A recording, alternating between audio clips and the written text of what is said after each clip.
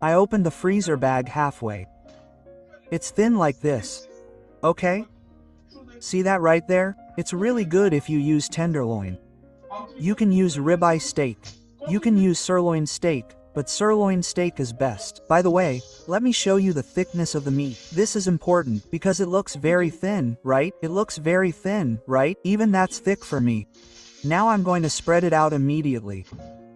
Then I'll roll the meat out with a rolling pin or something hard. It'll be very thin. I've tapped it thinly. Now I want you to see how thin it is.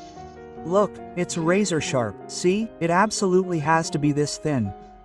You can have it done at the butcher's later, of course. I'll cut it into pieces later. It doesn't matter how I cut it. Yes.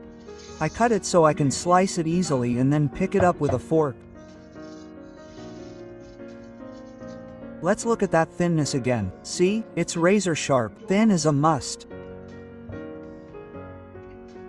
Press it down on the plate. Since I'm making it for one person, I use the plate accordingly. Yes, it doesn't overlap at all. I spread the plate evenly. I'm sure it's completely flat. We'll continue. This is completely optional. You know how to make it. Mustard.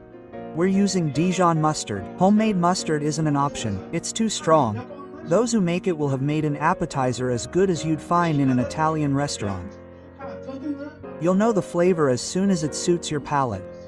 But I don't know anyone who wouldn't like this. The meat will definitely be cooked through, don't worry. Top it with lemon, think about a tablespoon or so. Normally, you should use arugula, but we're at home. That's why I use parsley. You can also use arugula. It's up to you. Normally, you should use Parmesan cheese, but I use Tulum cheese. I definitely recommend trying Tulum cheese. Most people don't have Parmesan cheese at home anyway, but definitely use Tulum cheese. I have Parmesan in the fridge. I use it as an alternative, and that's how I do it most of the time. That's it. Let's keep it at home from now on. Balsamic vinegar. But only a little, about the tip of a teaspoon, because we only have a small amount. It will also help it cook. That's it. And olive oil. You really need to use quality olive oil around here. Carefully, a tablespoon at a time, so that it reaches every inch.